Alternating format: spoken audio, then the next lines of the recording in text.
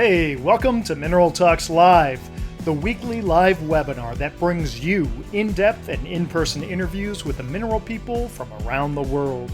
Mineral Talks Live is brought to you by a joint effort among the Mineralogical and Geological Museum at Harvard University, the Society of Mineral Museum Professionals, and BlueCap Productions. Tune in every Wednesday and stay connected to your mineral world.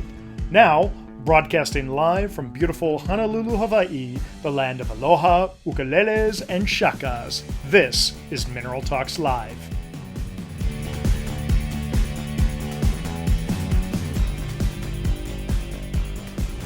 Hello and Happy New Year to all of our viewers out there. Today is January 6, 2021, and welcome to our first episode of Season 2 of Mineral Talks Live. We're really thrilled that all of you could join us today, and I can honestly say that we've missed you over the past few weeks as we took some time off for the holidays. Now, for the first-time viewers out there, Mineral Talks Live is the weekly mineral talk show broadcasting to you live every Wednesday. I'm Bryan Swoboda, the president of BlueCap Productions, and together with my partners, Dr. Raquel Alonso Perez from the Mineralogical and Geological Museum at Harvard University, and Dr. Eloise Gaillou from the Society of Mineral Museum Professionals, also known as the SMMP, we'd like to welcome you to our program.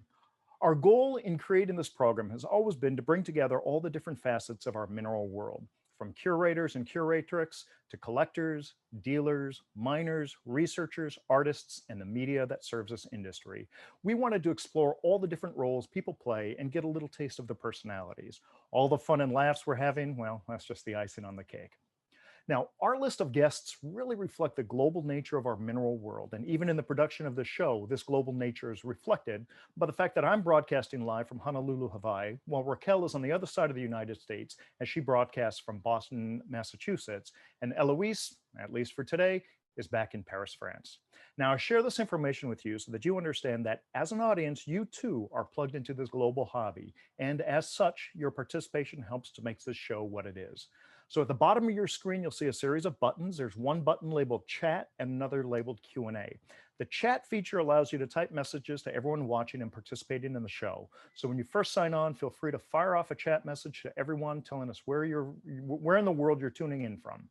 Now, during the interview, our guests and I will be focused on our conversation and not really looking at the chat window. However, both Raquel and Eloise will be very active in those chats, so look for their comments along with everyone else's. At times during the interview, either Raquel or Eloise may interject with questions that you're asking so we can get an immediate answer from our guests while they're still on the topic. Today might be a little bit of an exception, so please be patient if your chat questions and comments aren't answered right away. Now, the second way to interact with the Q&A function is with the Q&A function. Now, this allows you to submit general questions that we'll try to answer at the end of the interview. Finally, usually at about 40 minutes into the program, you may see a window pop up on the screen asking a bunch of questions for our weekly poll. These are questions we carefully curate for each guest, so we think it's fun to play along and learn some odd facts about each of our guests. That may or may not happen today. Again, I'm not sure. So with all that said, it's time to start the show. Our guest for today is me. Oh, wait, I think I just saw half the people sign off. What the hell?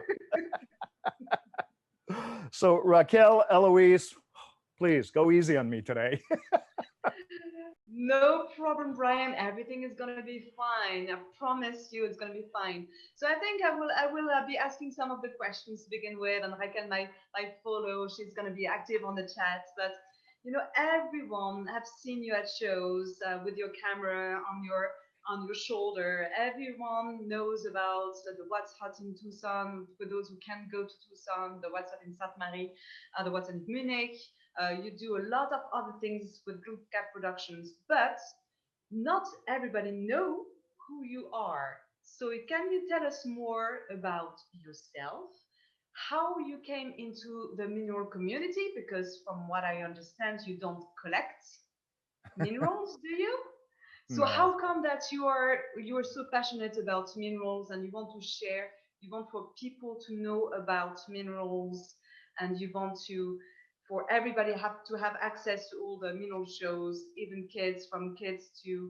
from like 3 years old to forever, basically. What's your purpose, Bryan? Tell us more how you came into loving minerals so much. I think I'm really an oddity in the mineral world in the sense that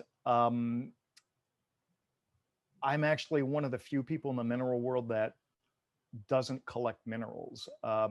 While I know the curators and the curatrix, you're not allowed to have your own collection. That's my understanding. Um, but if you had a choice, I think you would collect. But I don't collect minerals. I was born in the mineral world, and minerals were around me from, as long as I could remember. They were, to me, as common as eggs are for most people in the refrigerators. And I grew up kind of in the shadow of my father, Edward Swoboda, who was a major, major, major figure in the mineral world. And I never really got bitten by the bug, even though I've always been around the minerals. And so I remember growing up, when I was a little kid. My father, back then, he owned the Queen Mine and the Stewart Mine down in Pala, California. And my sister and I would always go down there. And actually, I've got a cute little picture. Let me share with you here. This is me as a young lad. I think, gosh, I'm not sure of my age. I must have been around 7 or 8. And this is down in front of the Stewart Mine. And this is kind of where I grew up. And so growing up, my father, we lived in Southern California, and my father would take us out on trips. And it was kind of like, for my sister and I, it could be like a trip to Disneyland, or it can be a trip to Magic Mountain, or it could be a trip to Marineland, which was kind of a SeaWorld type marine park in Palos Verdes. Doesn't exist anymore. Or we can go down to Skippy's Mountain. And Skippy's Mountain was really what my father called the terminal, not the, well, Queen Mountain down in Pala. And there was a young guy there by the name of Terry Zenix. And here's a more modern picture of Terry. And his nickname for my father, at least, my father used to call him Skippy. And so Terry worked at the Stewart Mine. And so when we'd get a chance to go down to Skippy's Mountain, my sister and I would get extremely excited. And we'd get to go down and run around through the tunnels using nothing but really like a candle to light our way. And that was our way to just kind of have fun and explore. And every year back then, there was a thing called the Mine Bash, and the Mine Bash was a big party. And this was like the early 70s. And so the Mine Bash was a big party that my dad and his partner at the time, Bill Larson, they formed a company called Pala Properties, and they had this big party down at the Stewart and at the Queen Mine. And it was kind of like a who's who of the mineral collecting community would go down there. And so here's like an example of a cake that they have at the Mine Bash. And this was baked by a Hungarian baker that we knew of in Los Angeles, who did incredible work. And if you look at that, look at the tourmalines that they recreated in frosting on the top of the cake.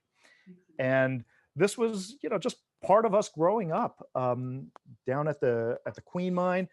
And the party would be at the mine, and then it would move down to the Pala Properties headquarters down on Live Oak, where Bill still has his operation. And this is one of the favorite pictures, of me as a youth.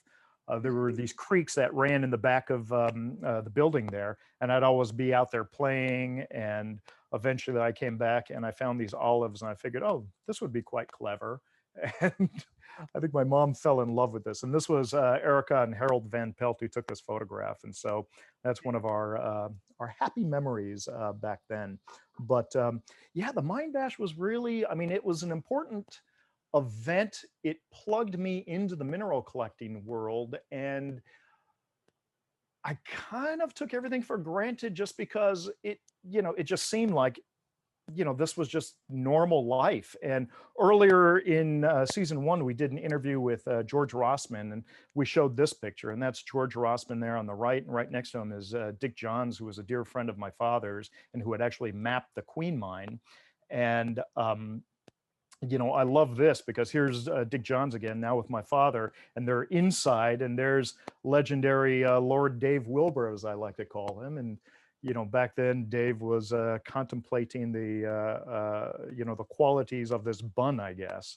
And it was just normal. That's just the way that life was. And so here's Dave still contemplating the same role as his mother looks on. And to the right of Dave's mother, that's Keith Proctor. It's a very young Keith Proctor. And right next to Keith is Dr. Fred Poe. And these were kind of the legends of the mineral world, but they just kind of, they were Uncle Keith, they were Uncle Fred, and I remember Fred Poe used to come over all the time for Thanksgiving, and he'd just sit there and talk story with my dad all day. Well, I just listened to the stories. And, this, I love this kind of tie into the back, because I look at this photograph and here it's like Wilbur contemplating biting into a roll. And then a few years later, at another mind bash, here's Wilbur kind of nibbling on a specimen. And now it's come full circle. And obviously, Dave and I are good friends. And here's a more recent picture of Dave in Denver, no longer contemplating, just going full bore into into the food. And that was really kind of the origin of it all. I mean, that was the background. That's how it all got started. I went in a completely different direction. I went into the advertising world and I went into photography. And it was many, many Bryan, years later. Yeah. see why we didn't need any questions to be asked, because Bryan is running his own show, so that's why like we were asking. But like if he didn't have the questions before, why does he have so many pertinent photos? Well, he's running his own show, so it's fine. See, before you go further, I really wanted for you to explain who your father was, because for the youngest collectors, for example, they might not know who your father was in the collecting world and in the mining world. So can you just tell us more, because we were talking about the para mining, but can you tell us more about who he was and what he did? And I know that you had some retrospectives movies from him. So if you can share that, that'd be great as well.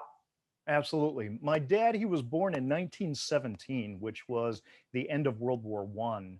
And he was born in Oakland, California. And at a very young age, he became enamored with the mineral world. And by the time he was in high school, he met another guy who was very interested in minerals, named Peter Bancroft. So they formed a friendship in high school, and they ended up becoming kind of legendary people in the mineral world. My dad, he dropped out of college, never finished school, because what he wanted to do is, at this time, uh, World War II was starting to kind of kick into effect. He could see what Hitler was doing in Europe.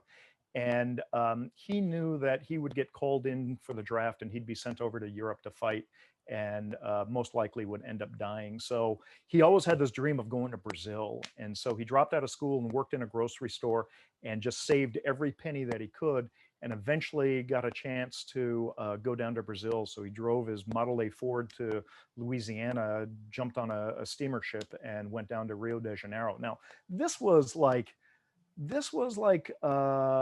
I believe it was like early 40s, and so it was a much, much different world down there. And he went there on a 6-month visa, and he ended up living there for 9 years. And he was working in the jungle and he was trapping birds, but he was also very passionate about the mineral world. And when a little place here on this island on Oahu made the news because it got bombed, and the place was called Pearl Harbor, that's what brought America into World War II. And so he was deep in the jungle, and on the shortwave radio, he heard the news of Pearl Harbor being bombed, and the announcer was calling for all able Americans to return to the consulate. And so it took him 2 weeks to get out of the jungle back to Rio de Janeiro. And he reported for duty. And they looked at his background and they said, "You are a geologist, you understand minerals, you speak the language, you've been living here. We're not going to send you to the war. We're going to have you here as a consultant for our geologists coming down to Brazil looking for quartz deposits so that they could use the quartz to make silicon wafers so that they could enable the walkie-talkies to work." So he spent years working for kind of the U.S. government there. But he also explored a lot. And going back to Fred Poe, uh, I think this was the early 40s or maybe close to the mid 40s. Fred Poe came down to Brazil. He had heard of some new find of what they believed was crystal beryl, but they weren't sure what it was. And when he finally tracked down where it was, he found this guy named Ed Swoboda, my father, had been mining this locale for 6 months. And my father didn't even know what it was, but he was mining it because it was a beautiful stone, and he figured, somehow I'll make money out of this. He gave some samples to Fred Poe. Fred brought it back to America and identified it as a new species, and he named it Brazilianite after the country Brazil. So, my dad was doing that, and he traveled all over the world. He was really kind of, honestly, in my life, he is truly like an Indiana Jones type character. And all kinds of firsts. I think he brought the first purple atomites out of Owela mine. He bought the Tourmaline Queen mine and the Stewart mine in the late 60s and had dreams of mining that. And shortly thereafter, he met Bill Larson at a mineral show. Bill was putting in a competitive display, and my father was the judge.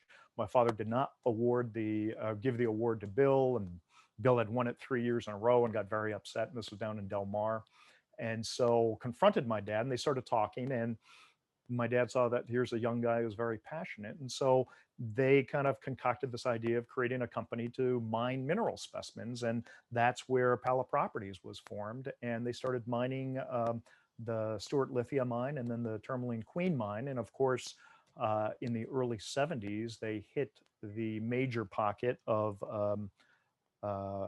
blue cap tourmalines. And for those who are unaware, this is a specimen called the rabbit ears, and this was one of the finer specimens from that pocket. And this is currently on exhibit at the Houston Museum. So he's also done in the late 80s, he was down in at the San Francisco mine in Mexico. My sister and I were with them, and he was always involved in the mineral world and a real pioneer. And a lot consider him one of the godfathers of the mineral collecting world.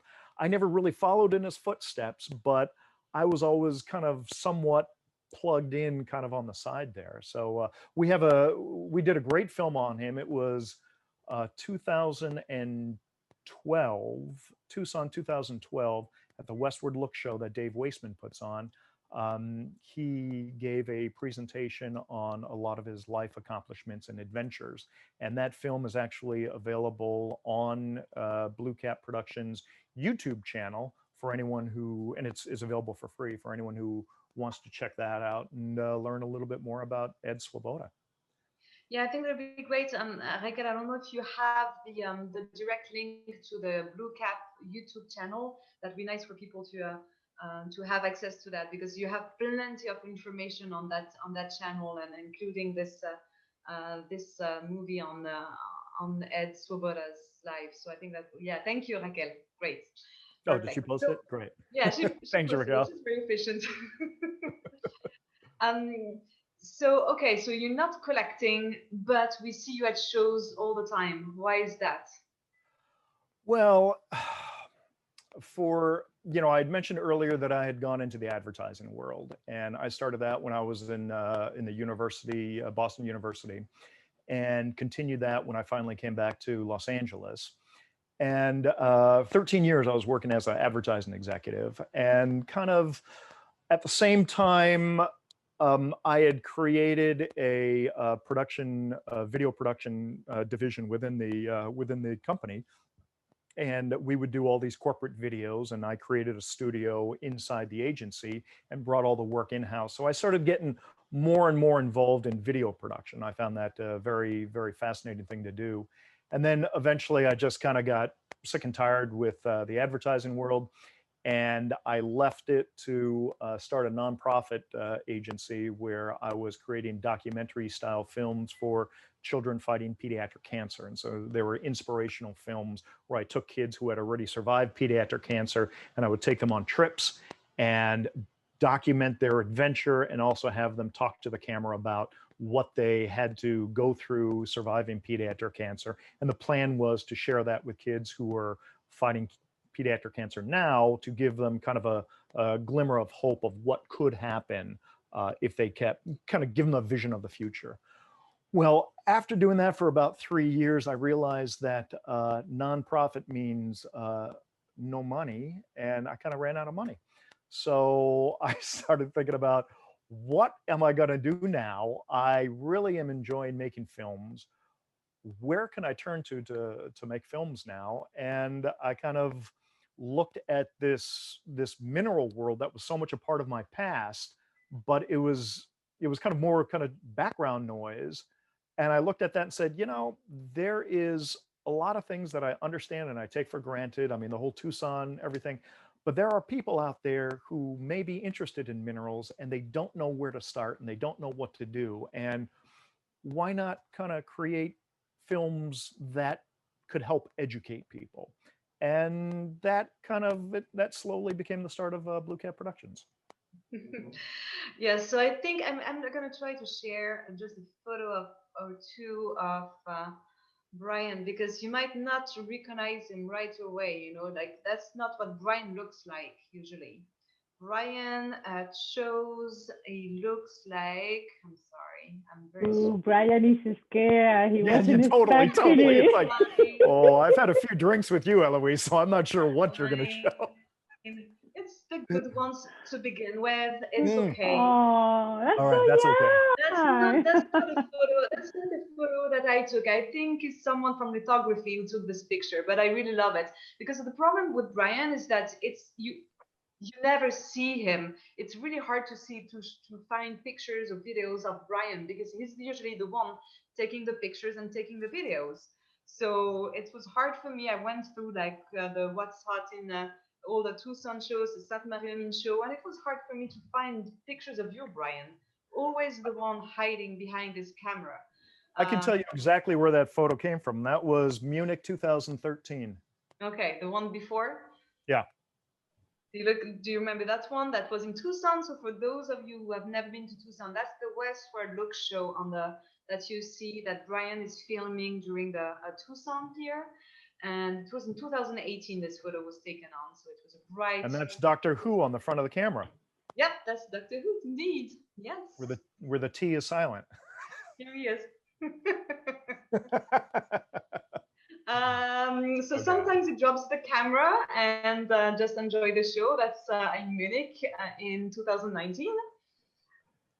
And yeah, that's what Bryan looks like. Usually he's very focused on his work. So again, he's usually behind the scene. He's not in front of the camera, but always behind the crowd. That one was the one before Eloise. That's when you do the Westward Look. Yeah, that was right? one of the Sunday at the Westward Look programs. Mm-hmm. And that's in Sainte Marie-aux-Mines with actually two of the hosts here. And that's Bryan filming not on his shoulder, but with a special camera. And it might show you some more pictures or videos of that program. It's in Sainte Marie-aux-Mines. It's during the big events that we have in Sainte Marie-aux-Mines. There's the scene behind with a lot of things happening and the movie and music and dancing. So it's always fun to have. That's always a risque event to show photographs because we never know what happens. Mayor's party. That's the beginning, okay?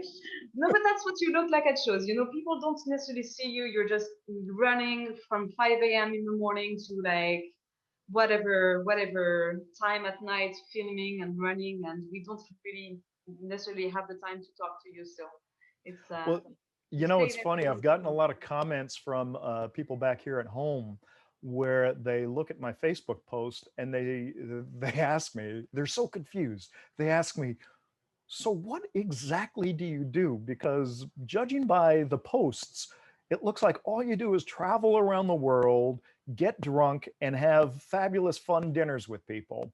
And it's so true. I mean, that's what it looks like. But Eloise, what you're doing is you're showing kind of the reality behind it. And this isn't just true for me, but it's for everybody in the mineral world. We have a lot of fun. We have a lot of celebrations and enjoyment, but we also put in a lot of work. And typically when I'm traveling and doing these foreign shows, I'm surviving on 5 hours of sleep each night. And I may get home, get back to the hotel or pension or wherever I'm staying at like 1 or 2 in the morning. And then it's another hour or 2 of backing up all the stuff that I shot that day. And then you got to be, back on set at 7 or 8 in the morning. And it's exhausting. And so, and all of us do that. So we put in a lot of work. And because of that, I think, we tend to celebrate a lot also. That's true. So it began with What's Hot in 2007, correct? So That's what right. happened afterwards? Because I know that you've been doing What's Hot in Tucson, and then you had like further What's Hot, but you have some parallel jobs as well, like filming for events and events usually. Well, I mean, it all started with What's Hot in Tucson. I had this, the catalyst for everything was when Fred Poe died. He was at the Rochester Symposium and they were celebrating his 100-year birthday. And literally dropped dead at the event. And it was shocking. And I immediately got a call from James Zigris, and he said, "Bryan, you won't believe what happened." And I was just floored because I had been thinking about what I'm going to do now. And I had been contemplating, oh, maybe I go into this mineral world. And when I learned that Fred Poe died, the first thing that went through my mind were all the stories that were lost. And I had said earlier where he would come by for Thanksgiving dinner and he'd sit with my father and they'd talk story for hours, sharing all these wonderful adventures. And it really reads like an Indiana Jones movie. But again, for me, it was just like, that's just normal. But by this time, I had grown up enough to realize that it was a little bit of an unusual world. Everyone's life wasn't like that. And so when he died, I thought, all those stories are gone. I really need to start this company to start capturing all these stories. So in 2016, I came up with this idea, why don't I go to the Tucson show and film all the places that people should go and kind of walk people around and show them what they should be doing. And I knew that I needed a on-camera host. So I called up my dad's old friend, Dave Wilbur, and I said, "Dave, I got this crazy idea." And he said, "Yeah, Bryan, let's give it a shot." So went down there early 2007, and let me share this with you. This was the result of that work. This was our first What's Hot in Tucson, 2007, and you can tell it's old because back then, here's a screenshot from the opening scene. We didn't even have any uniforms, and so it was just an idea. We didn't know if it would go anywhere, and it actually turned out to be pretty successful. And we had we had a lot of great dealers agree to spend time with us. And, it started turning into this whole thing where I said, okay, well, maybe I could come back next year and do this again. So we did a What's Hot in Tucson 2008. And by then we started doing the embroidered shirts. And then we did What's Hot in Tucson 2009. And then by the time What's Hot in Tucson 2010 came along, we added another host, and we had Bob Jones, who again is one of the legendary peoples of the mineral world. And I just feel so honored that, that Bob and Dave continue to think this crazy idea I had was worth doing.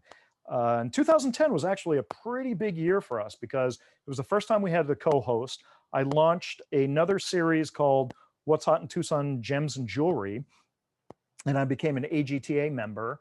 And the show host for that was Delphine LeBlanc, who is in this photo. She's playing with my young son Mason.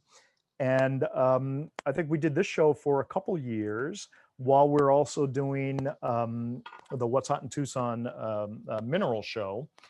And then in Bryan, yes. Just before you continue, I received a photo from someone that I have to share. Uh-oh. Are you scared? Are you scared? Are you scared yet? What about now? Oh my God, yes. Who sent you this photo? Peter McGaw. Peter McGaw. Thank you, Peter. So this is, oh, can you go back? Do you see it? No? No, we got a blank screen there. What about now? There we go. Yes, this is a shot of, that's Lauren McGaw to the left there. And then there's my father. That's my wife, Maylin. And then we've got, well, basically, let's see if I can go here. This is the New Crystal Hunters. And so this was one of the series that I started. This was in 2008 that I launched this whole series. And so this is Max Siegerman, and then we've got Brooks Ratnavira there. And this was a crazy idea I had where I'd take young kids on mineral adventures, and Paula was the first one. And this eventually became, we did another one called Smoky Hawk, where Lauren again was our guest, and we went up to visit the Dorises on their claim. We did one called Arkansas, where we took Jim Horan and his kids and Rob Levinsky and his kids up to Crater of Diamonds National Park. I don't have a copy of that in front of me. We did one here, the Sterling Mine, where we took Fran Allegra's kids and Danny Trinchillo's kids to Sterling Hill Mine. And that was really kind of a fun series. And that was, again, launched back in 2008. I stopped doing that once I moved to Hawaii because it became a little bit too difficult to, to keep that funded. But I always dream of someday going back to that. So, yeah.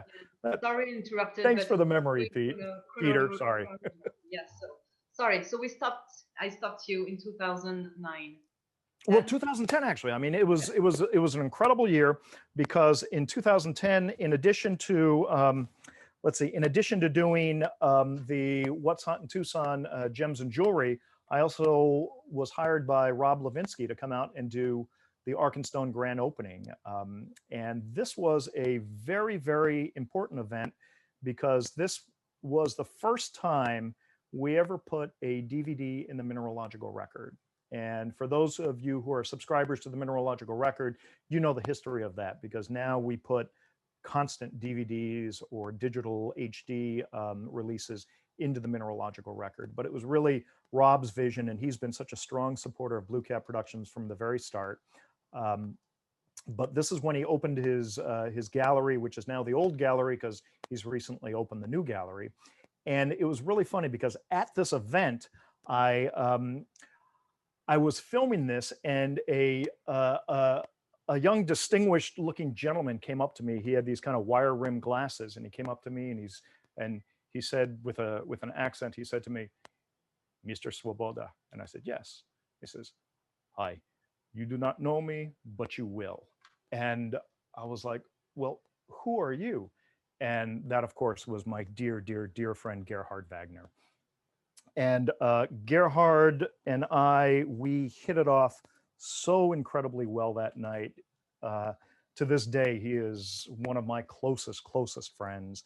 And we came up with this idea of expanding the What's Hot franchise. And this was in the summer of 2010. And by October 2010, we actually were able to put this together, and Gerhard was instrumental in putting this together. If it wasn't for Gerhard, What's Hot in Munich never would have happened. And so I was so excited about this because this was our first international show, What's Hot in Munich. I'd always heard about the Munich show, and now we're finally able to do it. And this is kind of fun because here's a shot, and he's going to kill me for this, but here's a shot, opening scene of What's Hot in Munich 2010. Gerhard and I talking, we are overlooking Hall A6 here. So that was great. And so Gerhard was the host, the one and only host for What's Hot in Munich in 2010. By 2011, my good friend Peter Lickberg stepped in, and Peter Lickberg became the host for What's Hot in Munich 2011. Kind of moving forward, we had Dave Wilbur come out to Munich in 2012. We had Bob Jones come out. And eventually by, I think it was 2016, if I'm not mistaken, we got James Bond on the show. And all the women went crazy. And Yeah, I of thought course, it was that's later than that. Okay. See, I was uh, wrong. no 2000, and I think it was 2016 was the first time that Alan Hart became a show host of What's Hot in Munich, Nice. and to this day he continues to be the show host of What's Hot in Munich, and you know, that's been a wonderful run. Along that way, also back in 2014, we had the chance to put this program together, and so this was our second international program, What's Hot in Sainte Marie. And for this, we assembled a wonderful team. We have Christophe Goban, we have Alain Martad, we have, of course, the lovely Eloise Gaillou, and we have the somewhat sometimes charismatic Bryan Swoboda. And we've got this weird gentleman in the background that every time I see him, I imagine someone is running behind him, clapping together two halves of a coconut. So I don't know what to say about him. But that was absolutely great. And I love doing What's Hot in Sainte Marie. And by 2018, my good friend Eric DiCarlo stepped in, and he and Christoph basically handed the baton to Eric DiCarlo. And so from 2018 on, Eric DiCarlo has been the host of What's Hot in Sainte Marie, along with Alain and with you, Eloise. Yes, and actually, I have just a few pictures from Sainte Marie because that's usually where we spend the most time together. Mm. So I found one with Raquel and one of the hosts over there. See, like that was in, I don't have the date on that one, but that was kind of recently. This is when she put in the Harvard exhibit. I want to say 2 years ago, maybe. Raquel, what's it? do you remember? Yeah, it might be 4 years ago, maybe. Yeah, maybe 2016. Oh I yes, think. it was from Africa. I see. So it was maybe longer than that actually. Yeah, Okay. before I moved back to France. But that's a cool photo. I really love it. It's a nice one. It's hard to find you two together, guys. I don't know. I didn't find a lot. And Bryan, can you tell us about this picture? This is such a wonderful man. This is obviously Monsieur Claude Abel. He is or was the mayor of Sainte-Marie-aux-Mines, and he was really the driving force that was responsible for creating the revised Sainte Marie show. There was a little bit of controversy before, and there was some discussion of the show splitting, but eventually they wanted to move the show to Colmar, but they ended up keeping it there. And Monsieur Abel ended up putting together a great team, and here we are. And every year I love to bring him a gift, and so he is proudly wearing a What's Hot in Sainte Marie embroidered staff shirt. Yeah, and that's the theater that you see on the background. So that's where the high-end theaters are set up. So well, that's another photo with some of the hosts of the the Sainte Marie show. That's a crazy photo of the two of us, right?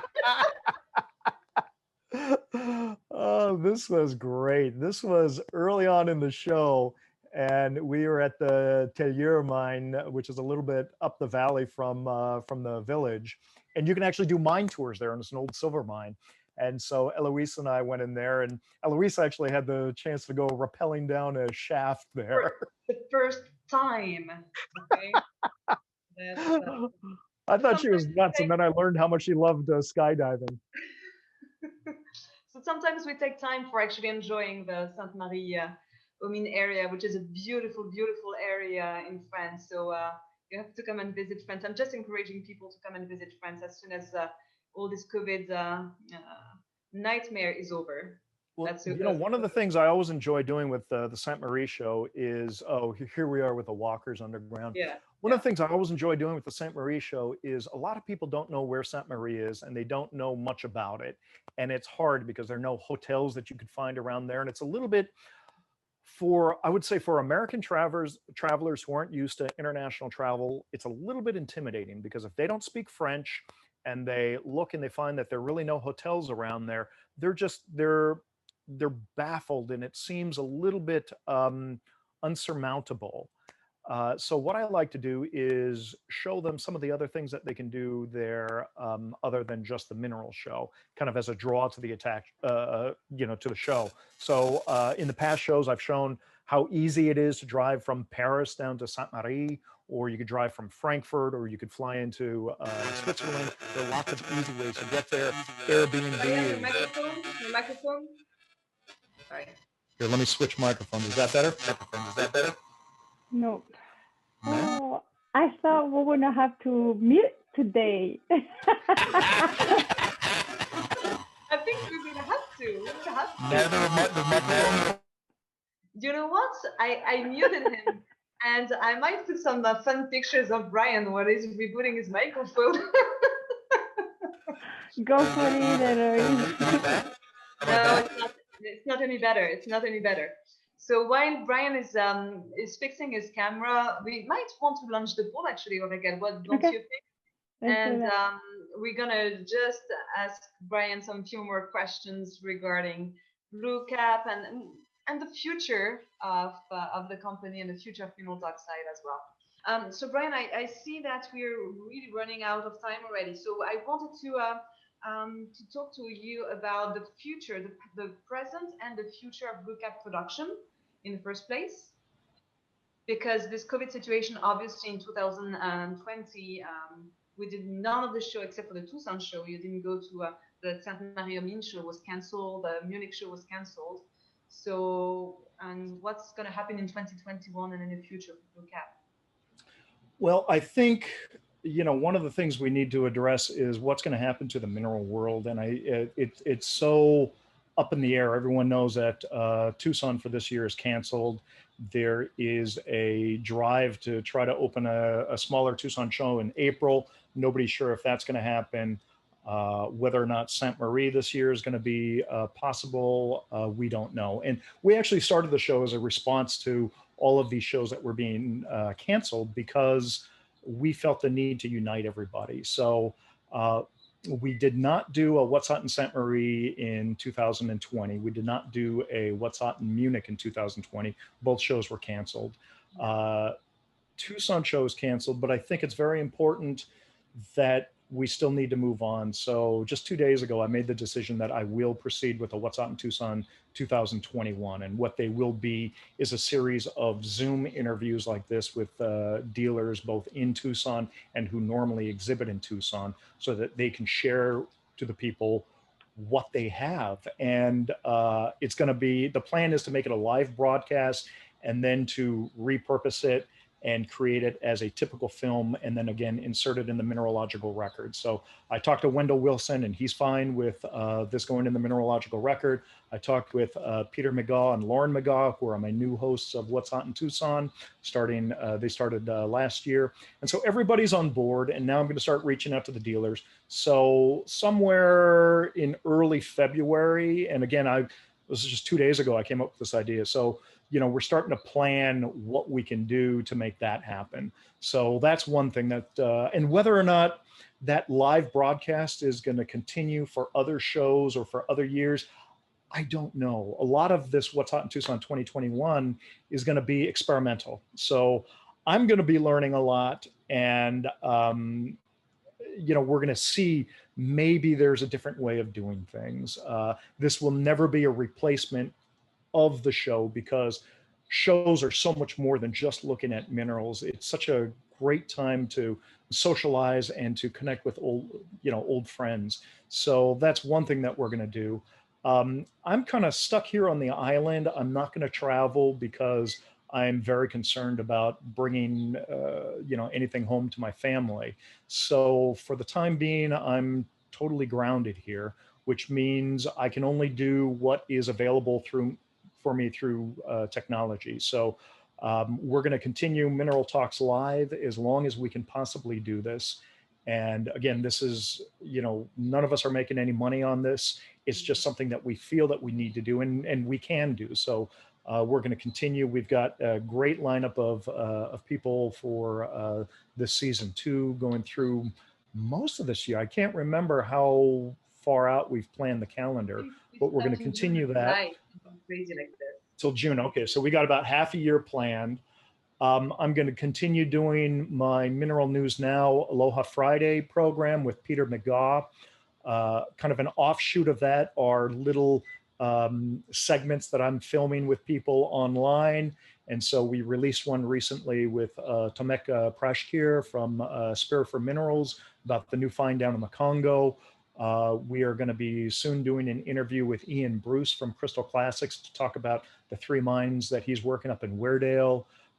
I've got a program that I'm working on with Tama Higuchi, who is one of our past hosts, where we're going to explore kind of the history and the legacy of Eberhard Ekwit. You know, I'm going to continue doing little programs like that. I've got all these little clippets of pieces from my dad's rough and cut collection that I'm going to release. I continually release library footage from BlueCap Productions, like some of the older programs like What's Hot in Tucson 2008. If you don't have the DVD, you can't watch it. So I'm digitizing that and I'm putting that online. So basically, in time, the entire BlueCap production library will be online for free for everyone to watch. You know, always looking kind of for new projects to do out there. I'm going to be doing an interview with Michael Bainbridge to talk in depth about his book that we talked about with Gloria Stabler on the Pinch collection, and he's going to share some of the stories that he had with Bill and in putting together the book. So I've got all these ideas. I need to keep active. I got to keep doing things. Otherwise, you know, I think I'm going to go nuts. So moving forward, I would love to do more, you know, more on-site films. You know, we saw the Petanera film. Ian Bruce and I have been working for a few years on a film to cover the mines up in Weardale. And so I've got all kinds of footage on that. I've been working for years on the Volodarsk film. I would love to do other locales. You know, that to me is really part of the adventure and part of the fun of this hobby, to kind of show people what it's like at these different locales. So hopefully when things open up, I'll get to do more of those. But until then, I'm kind of stuck doing what I can here. Yeah, so just for your knowledge, people, just if you go on BlueCap Productions Facebook page and Instagram page and YouTube page, you will have a lot of information regarding everything that Bryan does.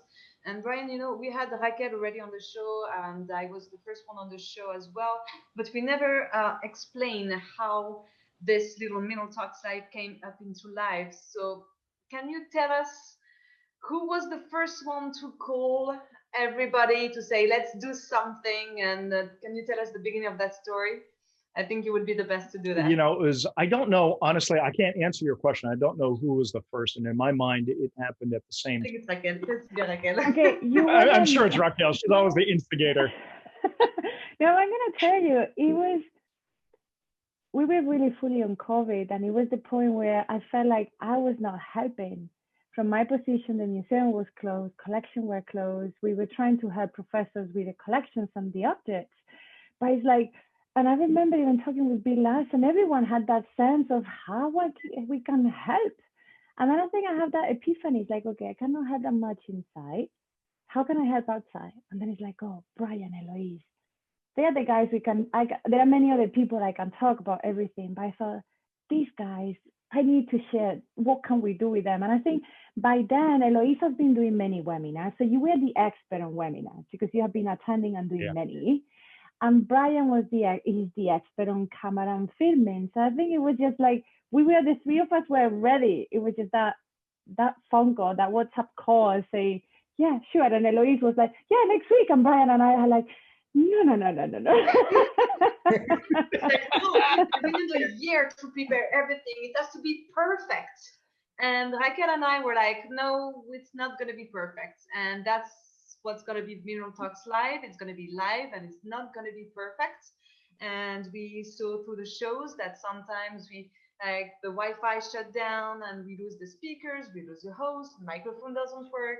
It's not perfect, but it's live, and it had for us to be a sense of community. And seeing all of you chatting right now, and it's really good to be able to be together and to chat, to exchange, and to discover people, and to try to recreate the sense of going to a show, and to be able to access to the people. And sometimes, you know, like when you hear about one famous collector, one famous curator, you might not be willing to approach that person, because, well, you're just maybe a new collector or new curator and you don't want to approach that person that is so well known. Well, it was the perfect opportunity to present the famous people from the mineral show, and the newest collectors at the same time. So I think that's what we wanted to achieve, and we all fell in love with Raquel's idea, and it was just a matter of how we put that together and how do we do that, and what crowd do we build as well, and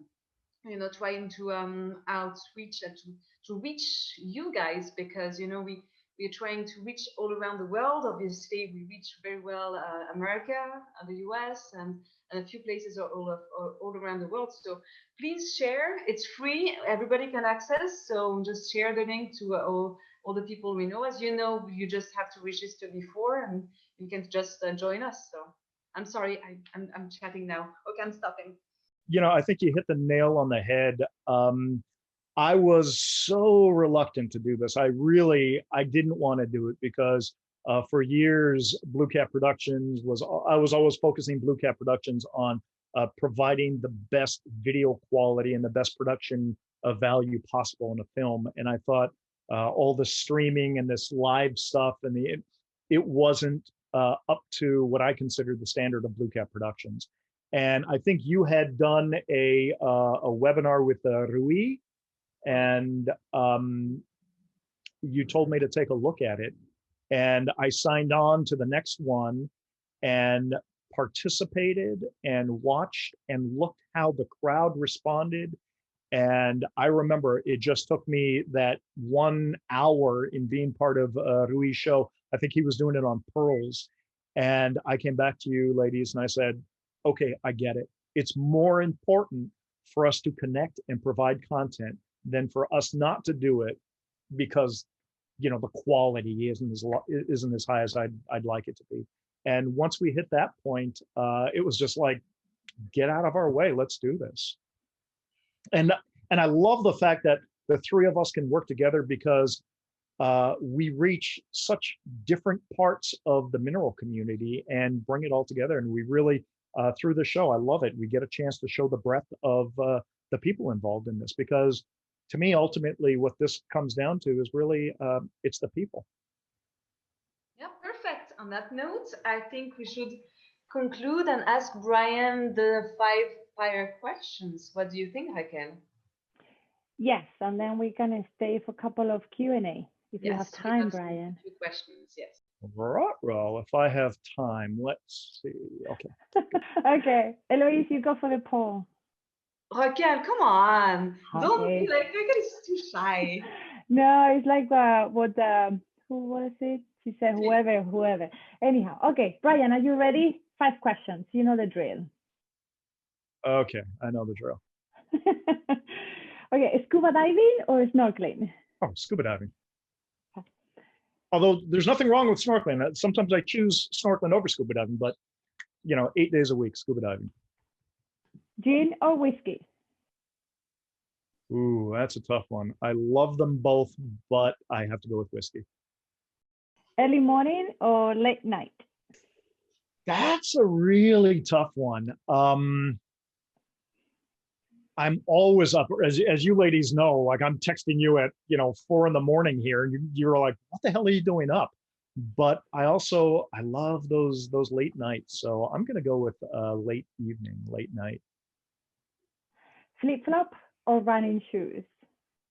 Okay, I'll tell you my answer and I'll tell you the correction. Quick, Bryan, quick. Definitely flip-flops, but okay. We don't call them flip-flops here in Hawaii. We call them slippers. So slippers, flip-flops. Slippers, okay. I haven't worn socks in months. Paella or duck confit? Oh, that's a tough one. I have to go with paella because I just love making it. My family loves it. Yeah, you love the Spanish. Just say it. Okay.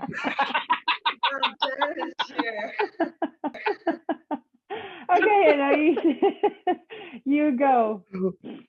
Okay, I'm sharing the results with everybody so everybody can see. So I think that a lot of you guys followed us over the last 6 months because everybody pretty much knew that Bryan loves scuba diving. So yes, you got that answer right. Whiskey. It looks like a lot of people drank with Brian as well because I got the 65% of whiskey. So that's a good one as well. Wow. Okay. Good. And it looks like even despite the fact that everybody knows that Brian has to wake up super early to do the shows, it looks like they also know that you love your nights and having fun at night. So they answered mostly late nights. Well, flip Wow. Three flop. out of three so far. Well, I don't know. We have to check her participants list afterwards to see who was here maybe today. I'm clicking in the background. Yeah. Yeah. This one. This one. Mhm. Flip flop or running shoes. Yeah, flip flop or slippers. Sorry, are bad. And yeah, people guess that you preferred Raquel, so that was fine. Yeah, yeah. He just knows how to cook it. That's all. Thank you. Thank God they Thank you, didn't ask me guys. about 43. So, you know, everybody knows you, Brian, already. So I think you can all share a drink with Brian next time you see him on a late night wearing flip flops and eating paella. Chee-hoo! Okay, so either no, we have the questions back yet. Sorry. Yeah, there are a few questions. But this one is from Steve Maslansky. What is happening with the American Mineral Treasures video? That's a great, great question. When American Mineral Treasures came out, and this was the book that Gloria published, I had started doing interviews with people, with the authors of different, some of the different chapters. And I have a lot of that footage. And the idea was that I would release a 3-disc version of American Mineral Treasures. Each disc could only hold 2 hours. And as I started getting deeper and deeper into the projects, I realized that 6 hours to cover all the areas that American Mineral Treasures covered would give me like something like 10 minutes per locale. And that's just not enough time. And so the project kept expanding and expanding. And even as I dug further, there were different directions that I wanted to take with each chapter in terms of what was written versus what I thought was important to film. And ultimately, I see American Mineral Treasures as being more of a kind of a Ken Burns-esque opus, where we need to take a good 20 to 30 minutes per locale to really talk about the history, talk about the people involved, and to show some of the killer specimens.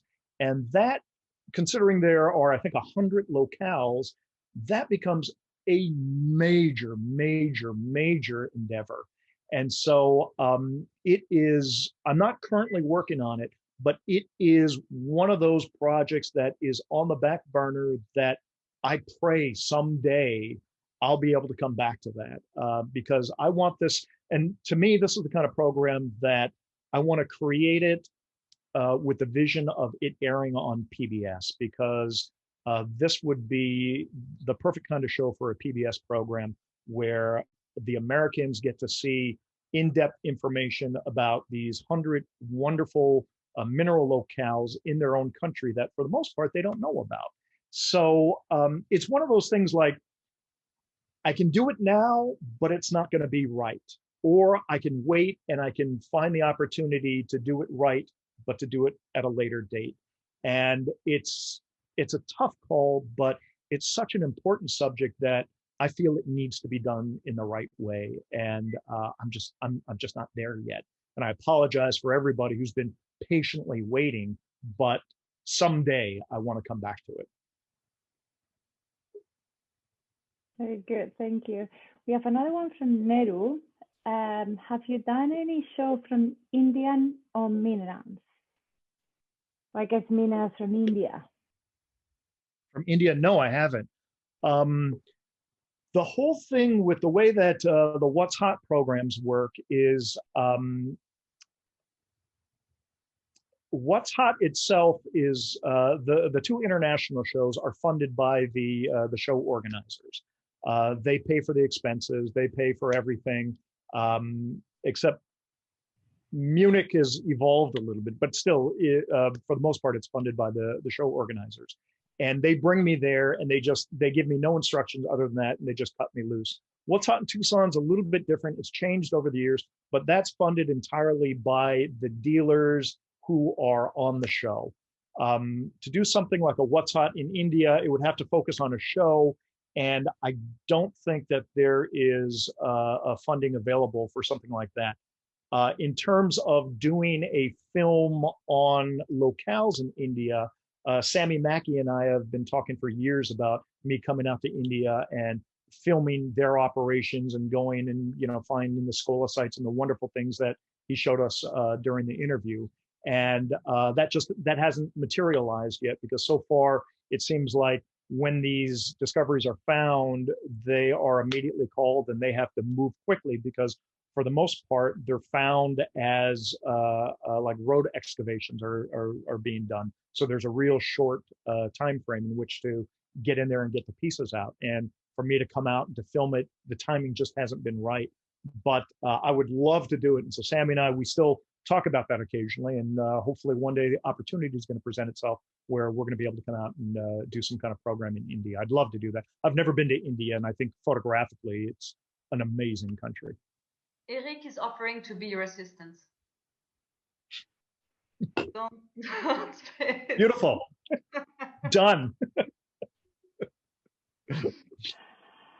So Bryan, I think that's it for today. We love, thank you so much for your time as our host today from Mineral Talks Live. So if you want to finish up with our next speaker, if you have any other, you have something. Oh. I like this picture. Oh, I love this. As well. So yes, just so I know that you have to close the show. So I had a few more front pictures like this, but I should probably stop here. Well, I'm going to do something. I'm going to ask for everybody's indulgence just for a little bit. We usually go over, and so actually it's surprising that this time we're not going over. Because we are running the show with Raquel. That's why. Totally, 100%. That's true. When I run the show, it's like, who cares about time? Let me just chat and we'll talk. It would always drive my wife crazy when she'd come to Tucson when I was back when I had a booth at the TGMS show. And I'd say, okay, honey, I'm just going to go and I'm going to get a coffee. I'll be right back. And I'd be back 2 hours later. She's like, where'd you go? I said, I just got a coffee and came back. But you run into people and, it's just, it's crazy. So I'm going to indulge everybody a little bit because I really want to send a message to the mineral community. And I think this is an important message to send. And so I'm talking in general about mineral collecting.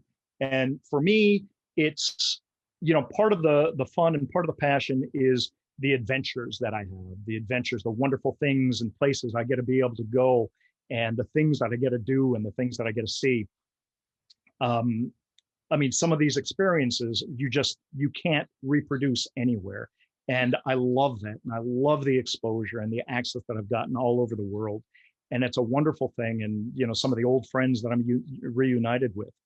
But really what it comes down to so much, and this is the thing that's probably hardest for all of us right now, is it's the community, okay? It's the people that we normally see and normally get together with. And we get so little of that right now. And it really is probably the most difficult part, at least for me, of this world. And, the fact that we're lucky enough to, meet some people and spend time with people while they're still here. I love this fact. And, of course, there are people that, we have wonderful memories of that are, now gone. And it's a very, very tough thing, but we exist as a community. And we have, like I was saying earlier, we have some wonderful times. And these shows that we aren't able to connect to each other during right now, this is the toughest part. And, if you look at what we do, and all of us are the same, this is really, it's a family. And we are one big family. And these times are so difficult for us because we are really so disconnected from our family, from, legends and friends and just good times and crazy times. But this is the kind of thing that I miss the most. And we're wacky and we're goofy and we work hard and we're serious, but we all know how to have just a ridiculously good time. And I think we're so blessed in these times that we're able to do things like this when things are normal. But we really have to be patient, because I believe that all of this will come back to us again. And when it does, this is kind of a snapshot of the things that we're missing right now. And, the wackiness and the craziness that's part of our mineral world. And, there are so many characters here, and it's just patience. But to me, I was flipping through some of my old photographs, and this is kind of a reminder to me of the things that we're missing. And I don't want anyone to take any risks. I want everyone to stay safe. And if it's another year before we're able to gather like this, let's wait another year, okay? Because we want to relive times like this. We want to be together. We want to be able to cheers each other and have wacky times. So really, please, everyone, stay safe. Do what you have to do to persevere. Be patient. We're going to get through this. And eventually we're going to come back to wonderful, wonderful, happy times again. But we're not going to do it if we try to rush this and if we get crazy.